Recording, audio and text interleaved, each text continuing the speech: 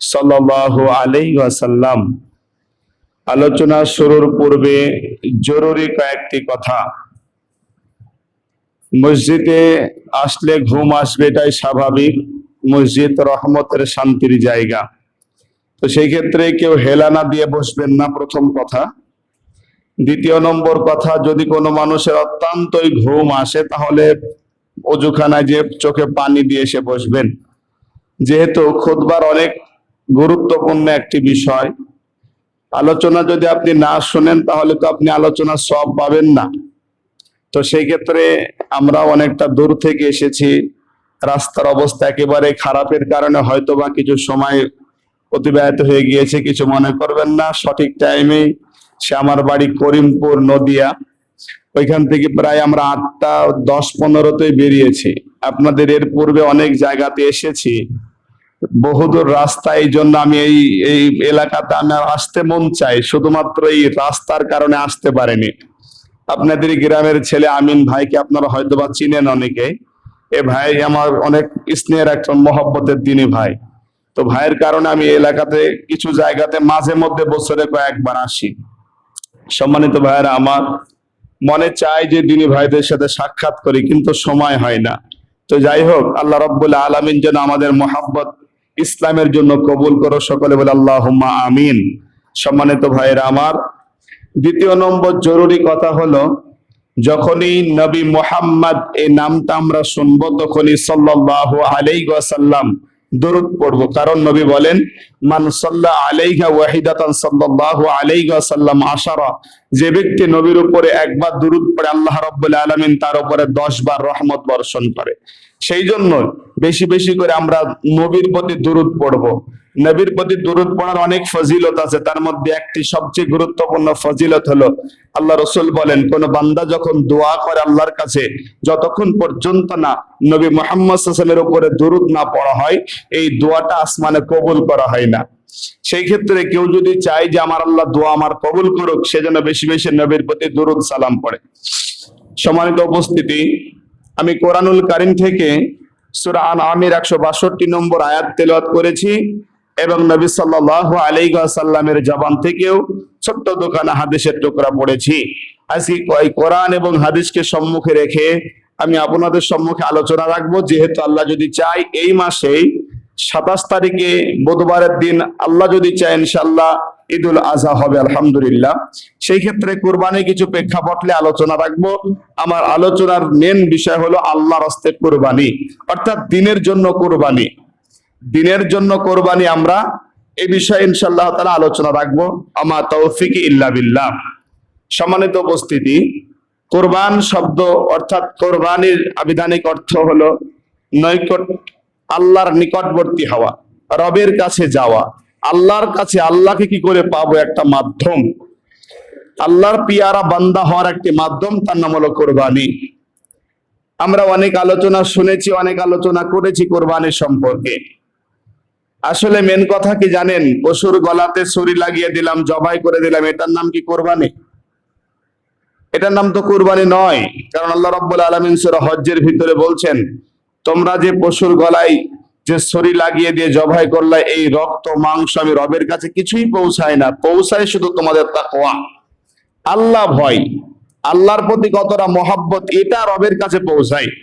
সম্মানিত উপস্থিতি, আল্লাহ রাব্বুল আলামিন কোরআন মাজিদের ভিতরে বলছেন, সূরা আনআমের 162 নম্বর আয়াতে আল্লাহ বলেন, কুল, নবী আপনি বলে দিন, ইন্নাস সলাতি, নিশ্চয় আমার সালাত, ওয়া নুসুকি, এবং নিশ্চয় আমার কুরবানি, ওয়া ইয়াহইয়া ইয়া মামাতি লিল্লাহি রাব্বিল আলামিন, আমার বেঁচে থাকা, আমার মরে যাওয়া সব লিল্লাহি রাব্বিল আলামিন, সবকিছু আল্লাহর জন্য। একটা মানুষের জন্ম থেকে কবরের আগ পর্যন্ত একটা মানুষের জিন্দেগি হতে হবে রবের জন্য। আমাদের হায়াত, মওত, বেঁচে থাকা, মরে যাওয়া সব হতে হবে আল্লাহর জন্য। আল্লাহ রাব্বুল আলামিন কোরআন মাজিদের ভিতরে সূরা বাকারা 207 নম্বর আয়াতে আল্লাহ তাআলা বলেন, ওয়া মিনান নাসি মান ইয়াশরি নাফসাহু বিতিগা মারদাতিল্লাহ।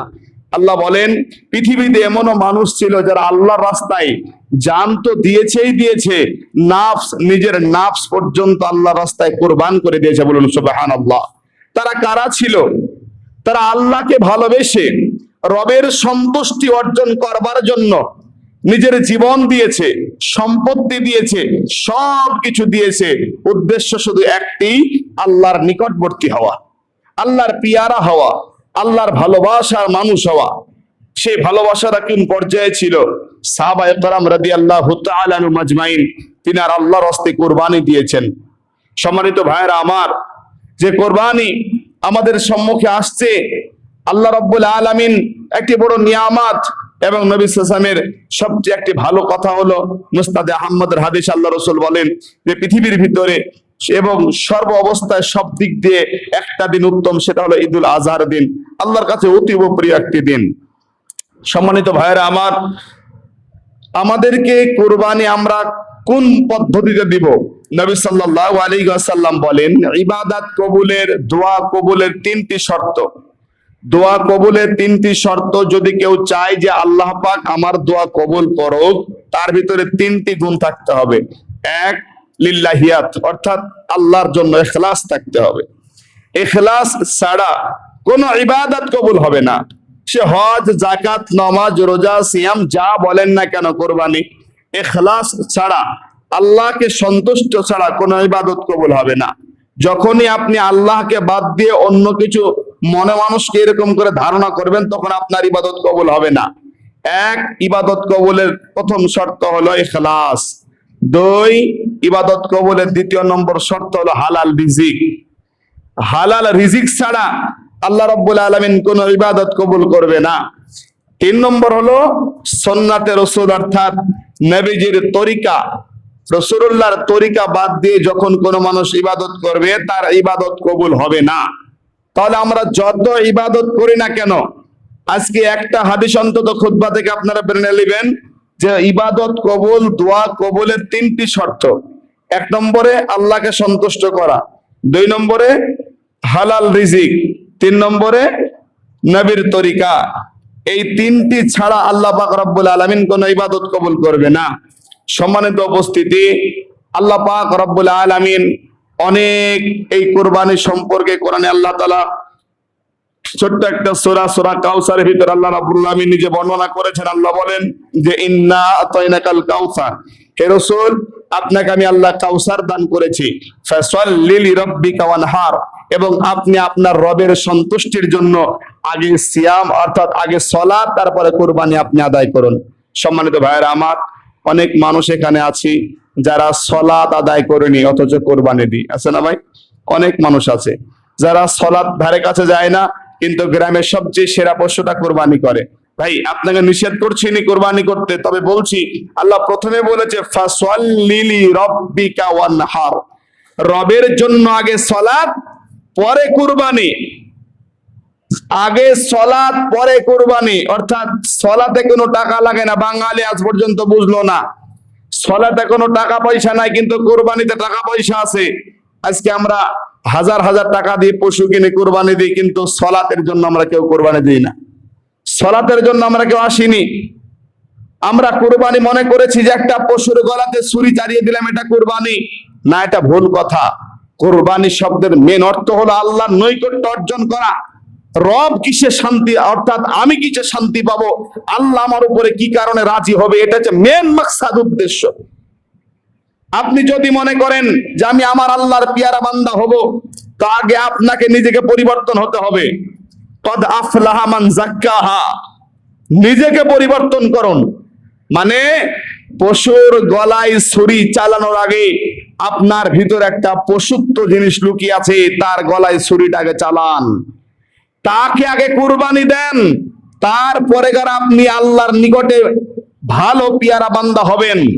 সম্মানিত উপস্থিতি, কুরবানির ইতিহাস আপনারা অনেকেই শুনেছেন, অনেকেই জানেন যে কুরবানির উৎপত্তি ইতিহাস আপনি আপনাদের সম্মুখে সামান্য কিছু তুলে ধরি। কুরবানি আল্লাহ রাব্বুল আলামিন সূরা মায়েদার ভিতরে বর্ণনা করেছেন যে সেই বিখ্যাত ঘটনা হাবিল এবং কাবিলের। আপনারা জানেন ঘটনা বলার উদ্দেশ্য, তবে মেন কয়েকটি কথা আপনাকে বলি। হাবিলের কুরবানি কবুল হয়েছিল, কাবিলের কুরবানি কবুল হয় নাই।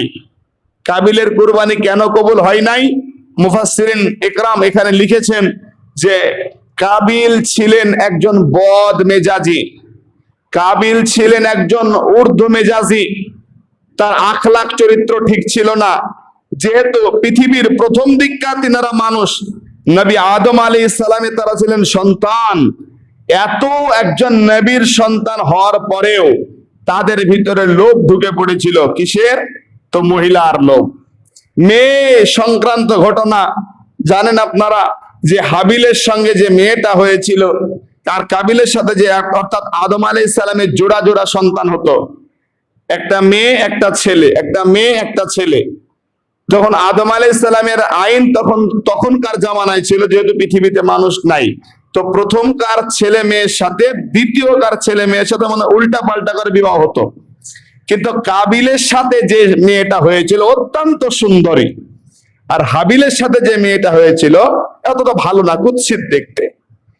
কাবিল বলেছিল আমার সাথে যেটা হয়েছে তার সাথে আমি বিবাহ করব। হাবিল বলেছিল এটা অন্যায়, যেহেতু এই বিধান আল্লাহ কোরআনে দেয়নি, অর্থাৎ এটা নিষেধ। এটা বিধান হলো আগে পিছে, অর্থাৎ উল্টা পাল্টা করে বিবাহ করতে হবে। তখন কাবিল তখন বলেছিল আমার সাথে যেটা হয়েছে আমি তার সাথে বিবাহ করব। এবার আপনারা ঘটনা শুনেছেন যে মারামারি হলো, এক পর্যায়ে কাবিল হত্যা করলো হাবিলকে। শেষ পর্যন্ত প্রথমে বলেছিল তাহলে আল্লাহ রাস্তায় কুরবানি করো। আল্লাহ কি বলে দেখো, তো কাবিল ছিল পশুপালন করত, আর হাবিল কিছু কৃষি কাজ করত। একটা পাহাড়ে যেয়ে কিছু খাদ্যশস্য আর এই কাবিল তার কিছু একটা ভালো জন্তু নিয়ে যেয়ে রেখে দিল। আর সেই জামানার বিধান ছিল আসমান থেকে যার কুরবানি কবুল হবে আগুন দিয়ে ছাই হয়ে যাবে। আল্লাহ রাব্বুল আলামিন হাবিলের কুরবানি কবুল করেছে, কাবিলের কুরবানি কবুল করলো না। এই কথা শুনেই কাবিল রাগে রাগান্বিত যে আমার কেন কুরবানি কবুল হলো না। অনেক রেগে শেষ হয়ে গেল। এক পর্যায়ে কাবিল তার ভাই হাবিলকে হত্যা করে ফেললো। বলেন সেই জামানায় কুরবানি কবুল হলে আগুন এসে পুড়ে ছাই হয়ে যেত। যদি ওই জামানার নিয়ম যদি এই জামানায় থাকতো, আমি আশা করি কুরবানি দেওয়া মানুষ দুনিয়াতে থাকতো না। কারণ 100-র মধ্যে 99% মানুষের আশা করি যত ইবাদত করে তার মধ্যে এই কুরবানিটা হলো সবচেয়ে লোক দেখানো বেশি ইবাদত করে এরা। নতুন বিবাহ দিয়েছে মেয়ে, মনে মনে ভাবছে নতুন বিবাহ দিলাম, যদি এখন কুরবানি না দিই তো আমার জামাই পক্ষের লোকেরা কি বলে জানি, তো জামাইয়ের জন্য কুরবানি করে। এ বলছে আমার একটু টাকা পয়সা আছে, যদি আমি গ্রামে একজন বড় সম্পদশালী মানুষ, আমি যদি টাকা পয়সা থাকার পরেও যদি কুরবানি না দিই তো মানুষ আমাকে কি বিচার আসরে ডাকবে। তো সেই জন্য গ্রামের লোকের কাছ থেকে ভালো নাম কামানোর জন্য কুরবানি আদায় করে। অথচ এই মানুষটা 10টা টাকা মসজিদে দান করে না, কিন্তু কুরবানি দেয় কত? 10,000, 20,000, 30, 40,000 টাকা দামের পশুকে কুরবানি দেয়। কিন্তু এই মানুষটা দান সাদকা করে না। লোক দেখানো ইবাদতের ভিতরে সর্বপ্রথম এই কুরবানিটা বেশি পড়েছে। সম্মানিত ভাইরা আমার, কুরবানি করতে হবে আল্লাহকে সন্তুষ্ট করবার জন্য। যে রব আপনার উপরে রাজি থাকবে, যে আল্লাহ আপনার উপরে রাজি থাকবে, যেই রব যেই রকম করে চাই সেই রকম করে আপনার ইবাদত করা লাগবে। আল্লাহ পাক রব্বুল আলামিন কোরআনে এটাই বলে দিলেন, হে নবী সাল্লাল্লাহু আলাইহি ওয়াসাল্লাম, আপনি মানুষদেরকে বলে দিন যারা কিনা এই তাকওয়া আমি রবের কাছে পৌঁছাবে, কোনোদিন কোনো কিছু আমার কাছে পৌঁছাবে না। অর্থাৎ আল্লাহ রব্বুল আলামিন আমার আপনার অন্তর দেখবে, মন দেখবে, যে আপনি কি দেখে ইবাদত করেছেন। আল্লাহ রব্বুল আলামিনের নবী সাল্লাল্লাহু আলাইহি ওয়াসাল্লাম বলেন, বুখারীর প্রথম হাদিস, ইন্নামাল আমানু বিল নিয়াত, অবশ্যই নিয়াতের উপরে নির্ভর করে সমস্ত আমল। বান্দা যা নিয়াত করে ওটাই সে পায়, নিয়াত যেটা হবে সেটাই বান্দা পাবে, নিয়াতের বাইরে কোনো কিছু হয় না। অর্থাৎ আপনার নিয়াত যদি শুদ্ধ হয় ইবাদত শুদ্ধ হবে, আর যদি আপনার নিয়াত যদি অশুদ্ধ হয় তাহলে আপনার কোনো ইবাদত আল্লাহর দরবারে কবুল হবে না। সম্মানিত উপস্থিতি, এই যে আমরা কুরবানিটা দিব কাকে সন্তুষ্ট করবার জন্য? আল্লাহ রাব্বুল আলামিনকে সন্তুষ্ট করবার জন্য আমার ইবাদত হবে। কারণ কুল ইন্না সলাতি ওয়া নুসুকি ওয়া মাহইয়ায়া ওয়া মামাতি লিল্লাহি রাব্বিল আলামিন, আমার সালাত, আমার বেঁচে থাকা, আমার মরে যাওয়া, আমার কুরবানি সব হবে আল্লাহকে সন্তুষ্ট করবার জন্য। তার জন্যই তো সাহাবা রাদিয়াল্লাহু তাআলা আনহু নিজের জান কুরবান করে দিয়েছে, মাল কুরবান করে দিয়েছে, আল্লাহর রাস্তায় বাড়ি ঘর ছেড়ে দিয়েছে। কেন? শুধুমাত্র আল্লাহকে সন্তুষ্ট করার জন্য। ওর জন্যই আল্লাহর নবী সাল্লাল্লাহু আলাইহি ওয়াসাল্লাম জানিয়ে দিয়েছেন, লা ইউমিনু আহাদুকুম হাত্তা আকুনা হাব্বা ইলাইহি মিন ওয়ালিদিহি ওয়া ওয়ালাদিহি ওয়ান নাসি আজমাইন।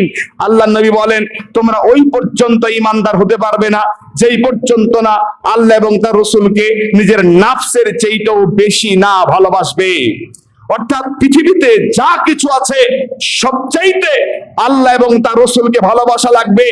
যদি আজকে দিনের জন্য আমাদেরকে আবার জিহাদের ময়দানে যেতে হয়, তো আমাদেরকে প্রতিটা মানুষকে কপালে কাফনের কাপড় বেঁধে জিহাদের ময়দানে চলে যেতে হবে। একবার আপনার এই খেয়াল আনা যাবে না যে আমার ছেলেরা কি খাবে, আমার মেয়েরা কি খাবে, এটা আপনার দেখার প্রয়োজন নাই। আপনি যখন আল্লাহর রাস্তায় বেরিয়ে যাবেন, তখন আল্লাহ আপনাকে হেফাজত করবে। এটা হচ্ছে মেন কুরবানির ইতিহাস, লম্বা ইতিহাস।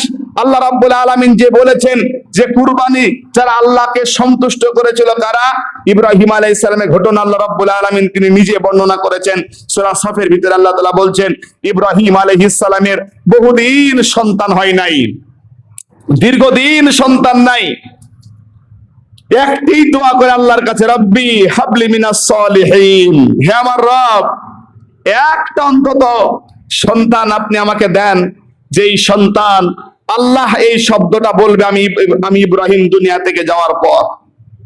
মুফাসসিরিন ইকরামগণ বলেছে, ইবনে কাসিরে লেখা আছে প্রায় 82 থেকে 86 বছর পর্যন্ত ইব্রাহিম আলাইহিস সালামের কোনো সন্তান ছিল না। আল্লাহর কাছে একটাই দোয়া করে, মালিক তুমি আমাকে একটি সন্তান দান করো, রব্বি হাবলি মিনাস সলিহিন। এই দোয়া করে বারবার করে দোয়া করে। ইব্রাহিম আলাইহিস সালামের দুটো বিবি ছিল। প্রথমকার বিবির নাম ছিল হযরতে সারা আলাইহিস সালাম, আর দ্বিতীয় নম্বর বিবির নাম ছিল হযরতে হাজেরা আলাইহিস সালাম। আল্লাহ রাব্বুল আলামিন বলছেন, হে ইব্রাহিম তুমি আমার কাছে যেহেতু চেয়েছো, কোন দরগায় যে চাওনি, কোন মাজারে যে চাওনি, আমি রবের কাছে যেহেতু তুমি চেয়েছো, যাও আমি আল্লাহ তোমাকে একটা সুসংবাদ দিলাম। কি সংবাদ? আল্লাহ বলছেন, আমি আল্লাহ পাক রব্বুল আলামিন বললাম যে আমি ওকে একটা সুন্দর ছেলে সন্তানের সুসংবাদ দান করলাম ইব্রাহিমকে। 86 বছর সন্তান নাই ইব্রাহিম আলাইহিস সালামের। আল্লাহ বললেন, ইব্রাহিম তোমাকে একটি ছেলে সন্তানের সংবাদ দিলাম, সুসংবাদ দিলাম, তুমি রাজি খুশি? ইব্রাহিম আলাইহিস সালাম অনেক খুশি, অনেক খুশি। খুশি হওয়ার পর আল্লাহ রাব্বুল আলামিন ইব্রাহিম আলাইহিস সালামকে পরীক্ষা করতে চাইছেন, ইব্রাহিম তুমি আমাকে বেশি ভালোবাসো না তুমি তোমার সন্তানকে বেশি ভালোবাসো, এটা আমি আল্লাহ পরীক্ষা করব তোমাকে। সম্মানিত ভাইরা আমার, অনেক মানুষে বলে যে আমি নামাজ পড়ি আমারই বালা মুসিবত বেশি হয়, বাড়িতে অসুখ যায় না, বিপদ আপদ অনেক বেশি হয়। ভাই বুঝেন, আপনি তো ইবাদত বন্দেগী করবেন তখনই আল্লাহ পাক কবুল করবে যখন আপনার উপরে বালা মুসিবত দিয়ে আল্লাহ পরীক্ষা করবে। যদি আপনার বিপদ আপদ না হয় তা আপনার ঈমান দুর্বল আছে। যদি আপনার বালা মুসিবত যদি না আসে তা আপনার ঈমান দুর্বল। কারণ আপনার যদি প্রকৃতপক্ষে ঈমানদার হন তাহলে বালা মুসিবত আসবেই। ওয়ালা নাবলুওয়ান্নাকুম বিশাইয়্যিম মিনাল খাউফি ওয়াল জুই ওয়া নাকসিম মিনাল আমওয়াল। আল্লাহ বলেন যারা ঈমানদার আমি আল্লাহ 5টা দিক দিয়ে পরীক্ষা করব। কখনো তার নাফস দিয়ে পরীক্ষা করব, কখনো তার ধন সম্পত্তি দিয়ে। এই যে মাঠে ধান আছে, আল্লাহ বলছেন কখনো আমি আল্লাহ পানি দিয়ে বন্যা বয়ে শেষ করে দিব। তোমার মুখে হাউতাস থাকে না, ইন্নালিল্লাহ থাকে, আমি আল্লাহ একটু পরীক্ষা করতে চাই। ইব্রাহিম আলাইহিস সালামকে আল্লাহ তাআলা বলেন, ইব্রাহিম তোমার এই দিলের ভিতরে আমি রবের ভালোবাসা বেশি আছে না তোমার ছেলের ভালোবাসা বেশি আছে, আমি পরীক্ষা করব। ইব্রাহিম আলাইহিস সালাম বাস করতেন হিজাজে। যখন হিজাজে করতেন, আল্লাহ রাব্বুল আলামিন ইসমাইলকে দুনিয়াতে পাঠালেন। আর ইব্রাহিমকে ঘোষণা দিয়ে বলেন, ইব্রাহিম তোমার এই ছেলেকে এমন এক জায়গায় রেখে এসো যে জায়গায় মানুষ নাই, পাখিও নাই, একটা পশুও নাই, যে মানুষের কাছে যে একটু দাঁড়াবে এইরকম একটা জায়গায় তুমি রেখে এসো। ইব্রাহিম আলাইহিস সালাম আল্লাহর কথা অনুযায়ী তিনি তার ছোট্ট সন্তান ইসমাইল আলাইহিস সালাম আর তার বিবি হাজেরাকে নিয়ে রওনা দিলেন। কোথায়? হিজাজ থেকে রওনা দিলেন। হিজাজ থেকে রওনা দিলেন বর্তমান এই বর্তমান ম্যাপ অনুযায়ী প্রায় 1000 থেকে 1200 কিলোমিটার রাস্তার দূরত্ব তিনি রওনা দিতে দিতে মক্কা নামক জায়গাতে চলে আসলেন। তখন এইরকম কাবা শরীফ ছিল না, একটা চিহ্নিত জায়গা ছিল। আল্লাহ রাব্বুল আলামিনের অর্ডারে সাফা এবং মারওয়ার মধ্য স্থানে, ওই জায়গাতে মাঝ বরাবর ওই স্থানে রাব্বুল আলামিন বললেন, ইব্রাহিম তোমার ছেলে এবং তোমার স্ত্রীকে তুমি রেখে আসো এই জায়গায়। ইব্রাহিম আলাইহিস সালাম তার ছোট্ট সন্তানকে নিয়ে রওনা দিলেন, ওই জায়গাতে আসছেন। আস্তে আস্তে ইব্রাহিম আলাইহিস সালামের কাছে কিছু খাবার পাতি ছিল, কিছু জিনিস ছিল, পানি ছিল, মশকে দিয়ে ইব্রাহিম নবী ছেলে এবং তার বিবিকে রেখে চলে যাচ্ছেন। পেছন থেকে ইব্রাহিম আলাইহিস সালামের বিবি ডেকে বলছেন, স্বামী আমার, আপনি মরুর এলাকায় আপনি আমাকে রেখে চলে যাচ্ছেন, অথচ এখানে আমার পাশে দাঁড়ানোর মতন কেউ নাই, আমার পাশে দাঁড়িয়ে সান্ত্বনা দিবে, আমার পাশে এসে বসবে এইরকম কেউ নাই, মরু এলাকা, আপনি আমাকে কার আদেশে এখানে রেখে যাচ্ছেন? ইব্রাহিম আলাইহিস সালাম দোয়া করে, অর্থাৎ ইব্রাহিম নবী আলাইহিস সালাম তাদের দিকে তাকালেন না, হাতটা উপরের দিকে তাকালেন। সঙ্গে সঙ্গে হাজেরা বুঝে নিল যে স্বামী আমার আল্লাহর আদেশে আমাকে এই জায়গায় রেখে যাচ্ছে। ইব্রাহিম আলাইহিস সালাম তার বিবিকে, তার সন্তানকে রেখে চলে গেলেন একটা পাহাড়ের পদতলে। পাহাড় এলাকায় যখনই রোদ হয়ে গেল, তখন ইব্রাহিম নবী আল্লাহর দরবারে দুটো হাত তুলে দোয়া করেছিলেন, হে আমার মালিক, আমি আমার বংশের যে আমার লাল প্রায় 82 থেকে 86 বছর পর্যন্ত সন্তান পাই নাই, এইরকম সন্তানকে আমি এই জায়গায় রেখে দিলাম, মালিক তুমি এর হেফাজত করিও রব। ইব্রাহিম নবী দুটো দোয়া করেছিলেন। প্রথম নম্বর দোয়া হলো, মালিক আমার জীবনের সবচেয়ে বড় আশা আমার ইসমাইলকে এখানে রেখে গেলাম, মাওলা তার রিজিকের ব্যবস্থা তুমি করো, তার ব্যবস্থাপনা তুমি, তার জনসমুদ্র অর্থাৎ তুমি মানুষের ব্যবস্থা তুমি করে দিও। ইব্রাহিম নবী দুটো দোয়া করেই তিনি চলে গেলেন। হাজেরা আলাইহিস সালাম, লম্বা ইতিহাস। হাজেরা আলাইহিস সালাম সন্তানকে কয়েকদিন তার বুকে দুধ থাকলো, কয়েকদিন পর খাবার শেষ হয়ে গেল, বুকে দুধ ফুরিয়ে গেল। ইসমাইল আলাইহিস সালামের মা হাজেরা চিন্তায় পড়ে গেলেন, হায় রে হায়, এখন আমার ছেলেকে আমি মানুষ করব কি করে, আমি আমার সন্তানকে মানুষ করব কি করে? ইব্রাহিম আলাইহিস সালামের বিবি হাজেরা বড় চিন্তায় পড়ে গেলেন। সর্বশেষ অর্থাৎ এইবারে মনে হয় ইসমাইলকে আর বাঁচানো যাবে না, পানির জন্য একবার ইসমাইল আলাইহিস সালামের বুকটা যেন ফেটে যাচ্ছে। হাজেরাও চিন্তায় পড়ে গেলেন, কোথায় যায়? এইদিকে সাফার দিকে একবার দৌড় দেয়, একবার মারওয়ার দিকে দৌড় দেয়, এইরকম করে 7 বার দৌড়াদৌড়ি করেছিল, অর্থাৎ সাই করেছিল। আল্লাহ রাব্বুল আলামিনের কাছে কথাটা এত ভালো লেগেছে, যদি কেউ হজে যায় আর 7 বার যদি দৌড়াদৌড়ি না করে, সাফা মারওয়া, তার হজ আল্লাহ কবুল করবে না। শেষ পর্যন্ত আল্লাহ রাব্বুল আলামিন ইসমাইল আলাইহিস সালামের মায়ের সেই দোয়া কবুল করলেন। মায়ের দোয়া কবুল করে আল্লাহ বলছেন, হাজেরা তোমার এইরকম চিন্তার কারণ নাই। জিবরাইলকে বললেন, জিবরাইল যাও, যে মরুর এলাকা যেখানে পানির কোনো ব্যবস্থা নাই, ইসমাইলের পায়ের তলে একটা জায়গাতে যে তুমি পানির ব্যবস্থা করে দাও। আল্লাহ রাব্বুল আলামিনের ফেরেশতা আসলেন, আসার পর একটা পানির ব্যবস্থা করে দিলেন। ওই পানিটা আজ পর্যন্ত গোটা মক্কা, গোটা পৃথিবীর মানুষ পান করে, ওটা হলো জামজামের পানি। জামজাম ইসমাইল আলাইহিস সালামের পায়ের তল থেকে উঠে বললেন। হাজেরা নিজের ভাষায় বলেছিলেন জামজাম, এর বাংলা অর্থ হলো থেমে যা, অর্থাৎ থাম থাম, পানিকে ঘেরাও করে দিলেন। সাহাবারা প্রশ্ন করলেন, নবীজি এই জামজামের ইতিহাস আপনি বলেন। নবীজি বলেন, জান্নাত থেকে প্রবাহমান একটা জিনিস হলো, সেটা হলো জামজাম, অর্থাৎ এটা জান্নাতি খাবার। গোটা পৃথিবীর হাজিরা যায় একসাথে পানি পান করে, কত মানুষ খায়, নিয়ে আসে। সম্মানিত ভাইরা আমার, ইসমাইল আলাইহিস সালাম এই জায়গাতে মানুষ হতে শুরু করলেন। কোরআন তার প্রমাণ সূরা সাফফাতের 100 নম্বর আয়াত থেকে শুরু করে 110 পর্যন্ত আয়াতগুলো আল্লাহ রাব্বুল আলামিন বলছে, যখন ইব্রাহিম আলাইহিস সালামের বেটা ইসমাইল একটু বড় হতে শুরু করলেন, অর্থাৎ কাজ করা মতন হয়ে গেলেন, মুফাসসিরিনগণ বলেন বাপের সাথে দৌড়াদৌড়ি করে, মায়ের সাথে দৌড়াদৌড়ি করে, প্রায় 10 থেকে 12 বছর এইরকম একটি বয়স হলো। উদাহরণস্বরূপ এইরকম বয়স হওয়ার পর আল্লাহ রাব্বুল আলামিন বললেন, ইব্রাহিম আলাইহিস সালাম বলছেন, ফালাম্মা, তিনি বলছেন যে আমি স্বপ্নে দেখলাম যে আমি আমার সন্তানকে কুরবানি করি। আমি স্বপ্নে দেখলাম আমি আমার সন্তানকে কোরবানি করি। তিনি আবার রওনা দিলেন হেজাজ থেকে মক্কাতে, অথচ বহুদিন তার সাথে কোনো সাক্ষাৎ নাই, দেখা নেই যে আমার সন্তানটা কত বড় হয়েছে তাও তিনি জানেন না। আল্লাহর আদেশে তিনি আবার চলে আসলেন। আসার পর সঙ্গে সঙ্গে হাজেরাকে বলছেন, হাজেরা এই সন্তানকে দিতে হবে। বলে কেন? বলে আল্লাহ বলেছে কোরবানি করতে হবে। এবার কি বলো তোমরা? তখন ইব্রাহিম আলাইহিস সালামের ছেলে বলেছিলেন ইসমাইলকে, ইয়া বুনাইয়া, হে আমার ছেলে, হে আমার বেটা, আমি স্বপ্নে দেখেছি, আমি স্বপ্নে দেখলাম তোমাকে কোরবানি করছে, তোমার মত কি বলো? তিনি বলেছিলেন, ইনশাআল্লাহ আমি অবশ্যই আল্লাহর জন্য, আমাকে আপনি ধৈর্যশীলদের ভিতরে আপনি পাবেন, আপনি ধৈর্যশীলদের অন্তর্ভুক্ত আপনি পাবেন। আপনি একবার চিন্তা করেন কথাটা কত গভীর। একটা বাপ তার সন্তানের গলাতে ছুরি চালাবে, এটা কোনো নাটক সিনেমার কিচ্ছা কাহিনী নয়, এটা কোনো নাটক কবির সাহিত্যিক কোন দার্শনিকের কথা নয়। স্বয়ং আল্লাহ ঘোষণা করেছে যে ইব্রাহিম তার বেটা ইসমাইলের গলাতে ছুরি চালাবে। অর্থাৎ এটাতে কোনো হাদিসও নাই যে জাল জৈবের কথা থাকবে। ডাইরেক্ট আল্লাহ রাব্বুল আলামিন কোরআনে ঘোষণা দিচ্ছে। আপনার ভিতরে একটু যদি মানুষত্ব বোধ থাকে, কথাটা নিজের দিকে একবার নিয়ে বলেন তো। ধরেন আপনার ছেলের গলায় আপনি ছুরি চালাতে পারবেন? আপনি বলেন। ছেলে যত খারাপ হোক পৃথিবীর ভিতরে, সবচাইতে খারাপ সন্তান, এর গলায় কি আপনি আপনার ছেলেকে ছুরি দিতে পারবেন? ক্ষমতা নাই আপনার, এটা আপনি পারবেন না। ইব্রাহিম আলাইহিস সালামের পরীক্ষা কাকে বলে দেখেন।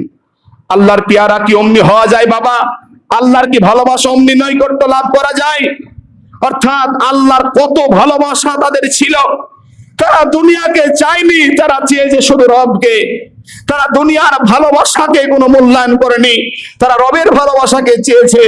ইব্রাহিমকে ওই সময় শুধু ইসমাইলকে কেন, আল্লাহ যদি আরো কঠিন পরীক্ষা করতেন তাও ইব্রাহিম আলাইহিস সালাম পরীক্ষাতে উত্তীর্ণ হতেন। ভাই, আজকে আমি আপনি কি পরীক্ষা দিয়েছি জীবনে? আল্লাহর ভালোবাসার জন্য আপনি কি ব্যয় করেছেন? না দিয়েছেন সম্পত্তি, না দিয়েছেন জীবনের কিছু অর্থ সম্পদ, না দিয়েছেন নিজের জীবনকে উৎসর্গ, কিচ্ছু আমরা দিতে পারিনি ভাই। আল্লাহর দিকে মুতাওয়াজ্জ হন আপনারা, দুনিয়ার দিকে নয়। ইসমাইল আলাইহিস সালামকে নিয়ে যাচ্ছেন কে? তো তার বাপ ইব্রাহিম আলাইহিস সালাম। ভাবুন একবার পৃথিবীটা কোন পর্যায়ে যাচ্ছে, সময়টা কোন পর্যায়ে গিয়েছিল। ইব্রাহিম আলাইহিস সালাম তার ছেলেকে হাত ধরে টেনে টেনে নিয়ে যায় কোথায়? তো মিনার ময়দানে। মিনায় যখন নিয়ে গেল, আমি 2023 আমরা গিয়েছিলাম, দেখলাম মিনার যে স্থানে ইসমাইল আলাইহিস সালামকে কুরবানি করেছিল ওই জায়গাটা এখন পর্যন্ত ওইখানে আছে, চিহ্নিত করা আছে যে এইখানে সেই মিনার ময়দান। ইব্রাহিম আলাইহিস সালাম তার ছেলেকে টান মেরে নিয়ে যাচ্ছে, পেছন থেকে ইবলিশ কত কথা। এইবারে ইসমাইল আলাইহিস সালাম তার আব্বাকে বলছেন, পিতা আপনি আমার গলায় ছুরি চালাবেন, আপনি ভয় করবেন না, আমি ধৈর্যশীলদের সাথে থাকব। ইব্রাহিম আলাইহিস সালাম তার বেটা ইসমাইলকে মাটির সাথে শুয়ে দিয়েছে, হাতের ভিতরে একটা ছুরি নিয়েছে, ইসমাইলের গলাতে ছুরি চালাবে। আল্লাহ রাব্বুল আলামিন বলছেন, জিবরিল আর দেরি নয়, আমার ইব্রাহিমকে আর কত পরীক্ষা নিব? আগুনের ভিতরে আমি আল্লাহকে ফেলে দিলাম। এমনকি আমি আল্লাহ পাক রব্বুল আলামিন তার জন্মের পর, ইসমাইলের জন্মের পরে পরে আমি আল্লাহ তার সঙ্গে আলাদা করে দিলাম। আর আমি আল্লাহ পরীক্ষা দিব না। যা, আমি ইসমাইলের উপরে আমি খুব খুশি, এবং আমি আল্লাহ রাব্বুল আলামিন ইব্রাহিমের উপরে খুব খুশি। জান্নাত থেকে একটা পশু নিয়ে আয়। জান্নাত থেকে একটা পশু নিয়ে আসা হলো। ইব্রাহিম আলাইহিস সালাম কুরবানি হলো না। সম্মানের ভাইয়েরা আমার, এটা হলো কোরআনের ঘটনা যে আল্লাহর নৈকট্য, আল্লাহর পিয়ারা হবার যে মাধ্যম ইব্রাহিম নবী আমাদেরকে চোখে আঙ্গুল দিয়ে দেখিয়ে দিয়েছেন। ভাই আমার, ভাবেন এটা হচ্ছে আল্লাহর পিয়ারা হওয়ার জন্য। আমি আপনার ছেলের গলায় ছুরি দিতে বলিনি, আর এরকম হুকুমও নাই। তবে এটা আমি বলবো ভাই, নিজের জীবনকে আল্লাহর জন্য বানানোর জন্য অন্তত ফজরের ঘুমটাকে কুরবান করে জামাতে শরীক হয়ে যান। কাজটাকে একটু বাদ দিয়ে জামাতে শরীক হয়ে যান, আপনি আল্লাহর পিয়ারা বান্দা হবেন। দুনিয়াতে আল্লাহর ভালোবাসায় সুদ ছেড়ে দেন, আল্লাহর ভালোবাসায় ঘুষ আপনি ছেড়ে দেন, আল্লাহর ভালোবাসায় মানুষের সাথে সম্পর্ক ভালো রাখেন। এটা হলো আল্লাহর রাস্তায় কুরবানি। অতএব আল্লাহ পাক রব্বুল আলামিন বলেছেন, তারাই তো সফল কাম যারা নিজেকে পরিষ্কার করতে পেরেছে। কদ আফলাহা মান যাক্কাহা। অর্থাৎ আমি যতগুলা কথা আপনাকে শোনালাম, আমি বোঝাতে পারলাম না, এটা আমি ব্যর্থতা, তবে এটা আপনি বুঝে নেন, আমাদেরকে যে কোনো মূল্যে আল্লাহর পেয়ারা হতে হবে, নাকি? যে কোনো মূল্যে আল্লাহর পেয়ারা হতে হবে, আল্লাহর দিকে মুতাওয়াজ্জ হতে হবে, আল্লাহর ভালোবাসা নৈকট্য অর্জন করতে হবে। সুতরাং আমরা যে কোনো মূল্যে, যে ভাবো, যেমন ইসমাইলের গলাতে ছুরি দিয়েছিল আল্লাহর আদেশে, ঠিক আপনাকে বলছি না যে আপনার গলায়, আপনার ছেলের গলায় ছুরি লাগিয়ে দেন। আমি বলবো আপনি যে গ্রুপ লন্ডা করেন, আজ থেকে গ্রুপের গলায় ছুরি লাগিয়ে দিয়ে ওইখান থেকে ফিরে আসেন। এটা হলো আপনার জন্য কোরবানি। আপনি বিড়ি খান, নিষিদ্ধ দ্রব্য পান করেন, আজকে থেকে এখান থেকে তওবা করে আসেন, ওটা আপনার জন্য কোরবানি। অর্থাৎ যে যে বিষয় থেকে ছেড়ে দিবেন, এটাই হলো আল্লাহর জন্য কোরবানি। ভাই, আমরা যে মেন কোরবানির শিক্ষা পাই, যে আগে পশুর গলায় ছুরি দেওয়ার আগে নিজের যে পশুত্ব আছে, নিজের নাফসের ভিতরে, ওটাকে আগে আমরা ছুরি দিয়ে জবাই করতে পারি, যেন আল্লাহ সেই তৌফিক দান করুন। সকলে বলে আল্লাহুম্মা আমিন। সম্মানিত উপস্থিতি, আমি আমার কথাকে গুছিয়ে নিলাম। আমি আমার মেন আলোচনা রেখেছিলাম যে আল্লাহর রাস্তায় কোরবানি। সেই ক্ষেত্রে আমরা যে কোনো মূল্যে, যে কোনো উপায়ে যেন আমরা আল্লাহর পেয়ারা বান্দা হতে পারি, আল্লাহ পাক সেই তৌফিক এনায়েত করুন। সকলে বলে আল্লাহুম্মা আমিন। সকলে বলে আল্লাহুম্মা আমিন। দোয়া করি মালিক, আমি মুসাফির হালাতে আছি, আপনাদের এই গ্রামটা সম্পর্কে হয়তো বা আমি কিছু জানি না, তারপরে দোয়া করি মালিক, এই যতগুলো মানুষ আমার এখানে বসে আছি, সকলকে দ্বীনের খাদেম হিসেবে আল্লাহ কবুল করে নেক। সকলে বলেন আল্লাহুম্মা আমিন। আল্লাহর কাছে দোয়া করি মালিক মাবুদ মেহেরবান, আল্লাহ আমরা যারা দুনিয়াতে বেঁচে আছি, আল্লাহ আমরা যেন ঈমান নিয়ে কবরে যেতে পারি। আল্লাহুম্মা আমিন। আল্লাহ, বর্তমান ভারতবর্ষের সিচুয়েশন ভালো না। বর্তমানে যেখানেই যাই না কেন, শুধু মুসলমানদের উপরে অন্যায়, অবিচার, জুলুম, অত্যাচার। মাওলা, তুমি ছাড়া মুসলমানদের কেউ নাই। আল্লাহ, তুমি ছাড়া মুসলমানদের কেউ নাই। আর আল্লাহ এটাই কোরআনে বলেছে, ওয়ালা তাহিনু ওয়ালা তাহজানু ওয়া আনতুম আ'লানা ইন কুনতুম মুমিনিন। দুনিয়ার মানুষ, তোমরা ভয় করো না, চিন্তা করো না, তোমরা এই দুনিয়াতে শ্রেষ্ঠত্ব হবা। তোমাদের শর্ত হলো মুমিন হওয়া লাগবে। আল্লাহ, তুমি আমাদেরকে মুমিন বান্দা বানিয়ে দাও। বলেন আল্লাহুম্মা আমিন।